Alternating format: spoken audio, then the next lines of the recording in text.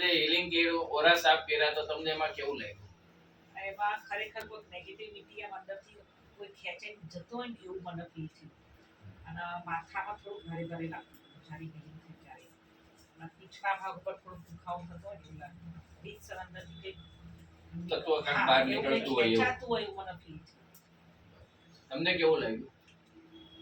મને પણ એ જ રીતનું લાગ્યું કે જ્યારે હું બેઠો હોય ત્યારે મને નેગેટિવ ને એ રીતનું વાતાવરણ હતું મારા પાસે, બરાબર. પણ થોડું આ કર્યા પછી એટલો બધો લાભ મળ્યો, એકદમ શરીર રિલેક્સ થઈ ગયું મારું. જે હાથ પગના ભાગના દરેક અંગો ઉપર એકદમ મન રિલેક્સ લાગ્યું. બહુ સરસ. ના કંઈક વિશેષ જાણવા મળ્યું આમાંથી મને એડ્રેસ કર્યું, તો હું આમાં થોડો આગળ વધીશ જાણી પણ. આ માટે તમે અમદાવાદ અમારી ક્લિનિક પર આવ્યા બદલ તમારો આભાર.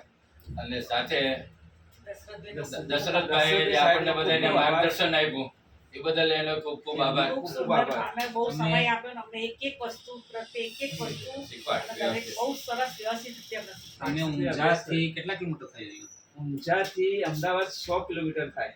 તમને સવારે તો આજે હું સવારે 6 વાગ્યાનો નીકળ્યો તો સાહેબને મળવા માટે. મને સરસ એમને માર્ગદર્શન આપ્યું. એ બદલ તમારો ખૂબ ખૂબ ધન્યવાદ.